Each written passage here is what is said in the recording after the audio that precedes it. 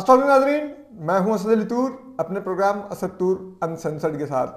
آج جو ہم ایک بڑی خبر لا رہے ہیں وہ ہے کہ کیا پاکستان کے army chief general Qamar Javed Bajwa کے لیے ایک اور ایکسٹینشن دوبارہ کارڈز پہ آ گئی ہے؟ کیا اس پر دوبارہ سے غور ہو رہا ہے، بات چیت ہو رہی ہے؟ کیا آپ کو کچھ ایسے واقعات اور بتائیں گے کہ جس سے بھی آپ کو یہ جسے کہتے ہیں جو خبریں اب سن رہے ہیں ہم کہ شاید یہ دوبارہ ایکسٹینشن پر بات چل رہی ہے، ان خبروں کو تقویت ان واقعات سے ملتی ہے جو حال ہی میں ہوئے ہیں، جو ہماری آنکھوں کے سامنے موجود ہیں، تو وہ ان خبروں کو مزید انڈورس کرتے ہیں۔ وہ ہم بھی آپ کو بتائیں گے کچھ واقعات۔ اس کے علاوہ ہم آپ کو یہ بھی بتائیں گے کہ موصوف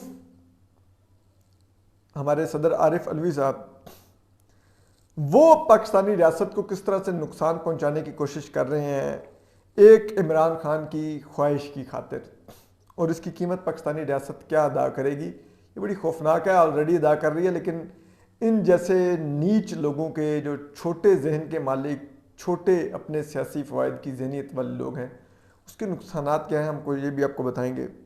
تو چلیں عارف علوی صاحب سے ہی ہم آغاز کرتے ہیں۔ دیکھیں، صدر کا جو عہدہ ہوتا ہے نا، وہ چاہے ہر صدر کسی نہ کسی کوئی سیاسی جماعت ہی منتخب کر کے جو حکومت میں ہوتی ہے اس کو صدر بناتی ہیں، تو وہ اس حکومت کا عہدیدار رہا ہوتا ہے، ٹھیک ہے۔ بی بی شہید نے فاروق لغاری صاحب کو بنایا تھا، ان کی پارٹی کے رکن رہے ہیں۔ میاں نواز شریف نے عارف علوی کہہ رہا ہوں رفیق تارڑ صاحب کو بنایا، پھر انہوں نے ممنون حسین مرحوم کو بنایا، تو وہ بھی ان کی پارٹی کے عہدیدار رہے تھے۔ عمران خان صاحب لائے تو وہ عارف علوی صاحب کو لائے، ان کی پارٹی کے اگینسٹ عہدیدار رہے تھے۔ سابق صدر Rashid Zardari again Peoples Party کے کو چیئرمین تھے جب وہ صدر بنے۔ تو یہ ہر پارٹی کرتی ہے، لیکن وہ صدر بن جاتا ہے تو اس سے ایک امید کی جاتی ہے کہ وہ کیونکہ ریاست کا سربراہ ہے تو وہ ریاست کے طور پہ امپارشل بیہیو کرے گا۔ وہ حکومت کا سربراہ نہیں ہے، وہ ریاست کا سربراہ ہے، اس لیے افواج پاکستان کا بھی اس کو سپریم کمانڈر کہا جاتا ہے۔ یہ ایسے امپارشل ہوتا تھا کہ جیسے اسپیکر قومی اسمبلی وہ کسی نہ کسی سیاسی جماعت جو جیتتی ہے انتخابات وہ اپنا اسپیکر لاتی ہے، لیکن وہ جب اسپیکر بنتا ہے تو وہ عموماً پارٹی کی رکنیت سے استعفیٰ دے دیتا ہے، صرف اس لیے کہ کیونکہ اس کو کسٹوڈین آف دا ہاؤس کہا جاتا ہے، اس نے پورا ہاؤس چلانا ہوتا ہے جس میں تمام سیاسی جماعتوں کی نمائندگی ہوتی ہے، تو وہ بظاہر اس کا عہدہ امپارشل کہلائے۔ دیکھ، پارلیمانی روایات ہیں، یہی پارلیمانی جمہوری اور آئینی روایات کے مطابق صدر کا عہدہ بھی اسی طرح امپارشل ہوتا ہے، لیکن ہمارے صدر عارف علوی صاحب وہ پی ٹی آئی کے ٹاؤٹ کا کردار ادا کر رہے ہیں، عمران خان صاحب کے شیرو کا کردار ادا کر رہے ہیں۔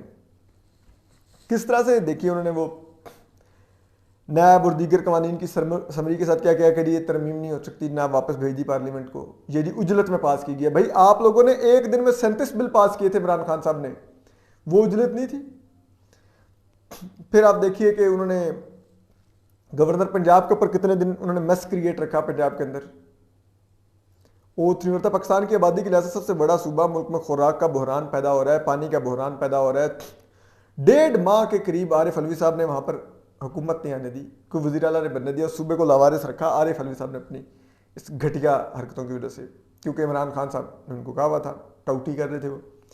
اب پاکستان میں سالوں بعد امریکہ نے باقاعدہ سفیر تعینات کیے ہیں۔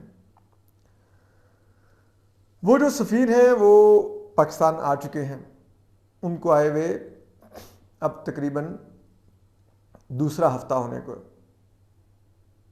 سفیر کا ہوتا ہے کہ جو ہی ملک میں آتے ہیں، جو نئی تعینات سفیر ہوتے ہیں کسی بھی ملک کے، وہ جب آپ کے ملک میں آتے ہیں وہ وزارت خارجہ کو انفارم کیا جاتا ہے، وزارت خارجہ صدر سے کوآرڈینیٹ کر کے ان کو پھر ان کی سفارتی اسناد یعنی کہ پیش کرنے کے لیے بھجواتی ہے، پھر ایوان صدر وہ بگی پر بیٹھ کے آتے ہیں، دی جاتی ہے، اور وہ پھر بطور سفیر کنٹینیو کرتے ہیں۔ پاکستان کے امریکہ کے ساتھ تعلقات تو بہت میٹر کرتے ہیں عالمی دنیا میں، FATF میں ہم پھنسے ہوئے ہیں، IMF کے آگے ہم جھکے ہوئے ہیں، معاشی حالات ہمارے برے ہیں، افغانستان میں ہمیں امریکہ کی ایڈ چاہیے، ہمارے ملٹری تعلقات امریکہ کے ساتھ بہت گہرے ہیں، ہم ان کی ٹیکنالوجی یوز کرتے ہیں.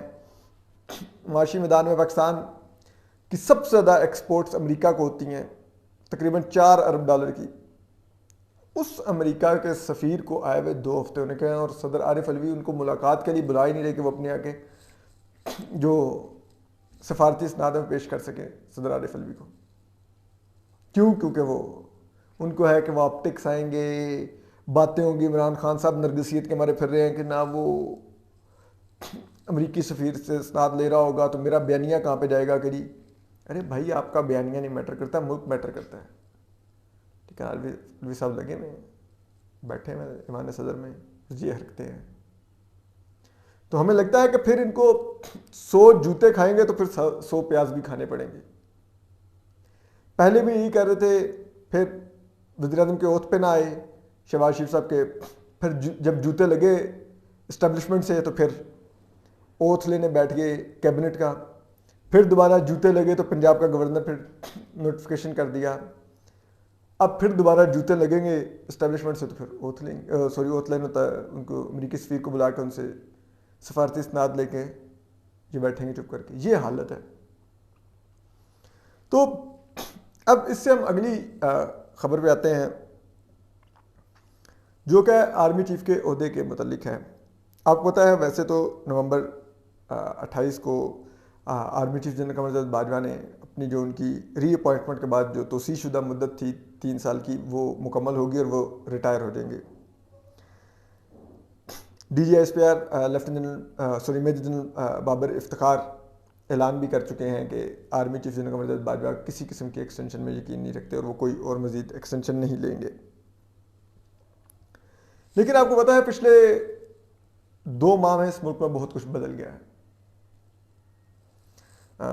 دیگر اس ملک میں حکمران حکومت سے نکالے جاتے تھے، وہ کچھ عرصہ ادھر سے ایک GT روڈ ریلی لے کے جاتے تھے اپنے گھر رائے تک، پھر کچھ دن ریسٹ کرتے تھے، پھر کہیں باہر کے دورے پہ چلتے تھے، آتے رہتے تھے.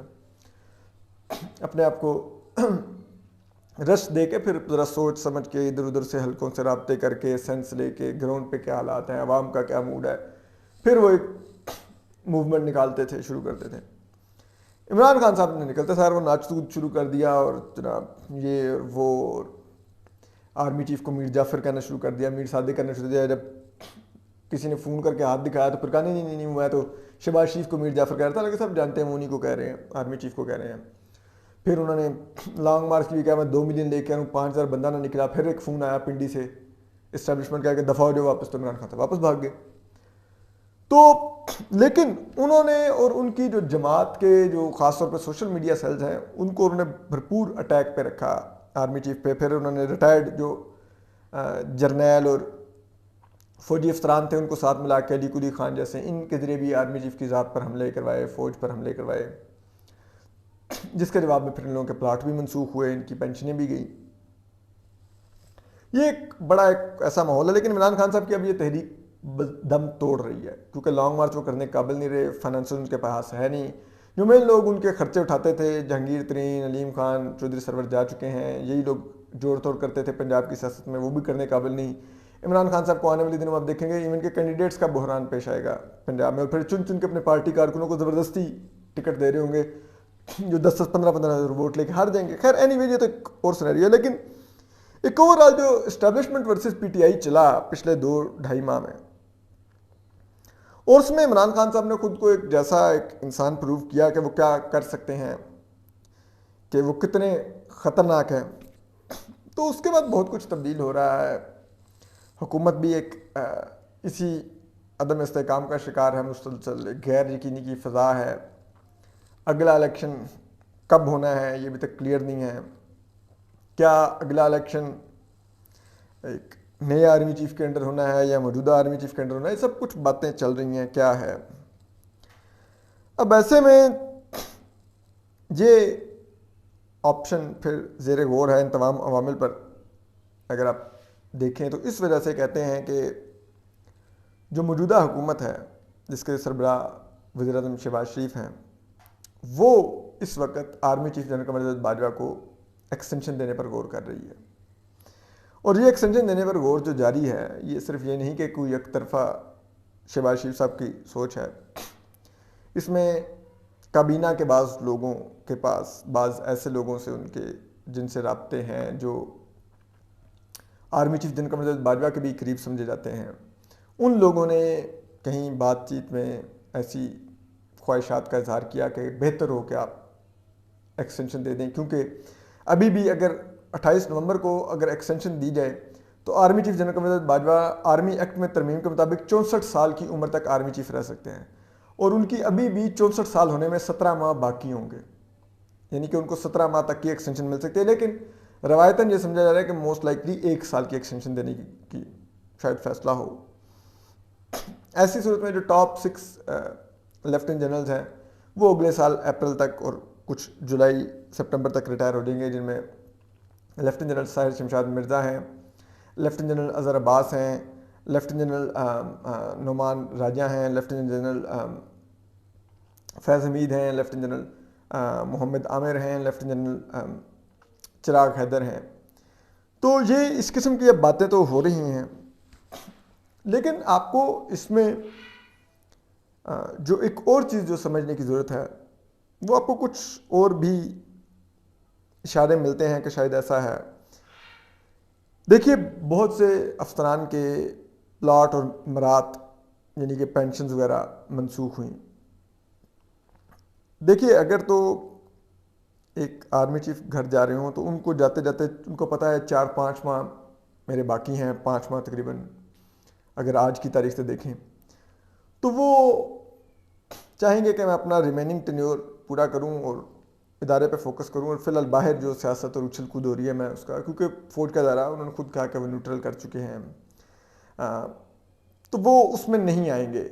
लेकिन अगर वो कुछ लोगों जो कि वाकई ही इदारे के ख़िलाफ़ प्रोपेगेंडे में मुलव्वस हैं, उनको ये फ़ैसला करते हैं कि ये जो लोग इस काम में मुलव्वस हैं इनको इनके किए की सज़ा दूंगा, तो फिर ज़ाहिरी बात है वो सज़ा का मतलब ये तो नहीं कि वो 4-5 माह के लिए सज़ा होगी, क्योंकि बाद में वो कोर्ट्स में पीले जाके अगर अपनी पेंशनें रिस्टोर करवा लेंगे तो अपनी पेंशनें तो रिस्टोर करवा लेंगे, लेकिन सारी उम्र जनरल कमर बाजवा साहब को वो बुरा भला कहते रहेंगे, उनके खिलाफ प्रोपेगेंडा जारी रहेगा। इमरान खान साहब तो उनकी सर्विस के दौरान उनके खिलाफ इतना प्रोपेगेंडा कर रहे हैं, तो उनकी रिटायरमेंट के बाद किस लेवल का प्रोपेगेंडा करेंगे आप खुद सोच सकते हैं। अगर आपको नहीं अंदाज़ा तो आप इमरान खान साहब की साबिक चीफ जस्टिस इफ्तिखार चौधरी के खिलाफ चलाई गई मुहिम को देख लें,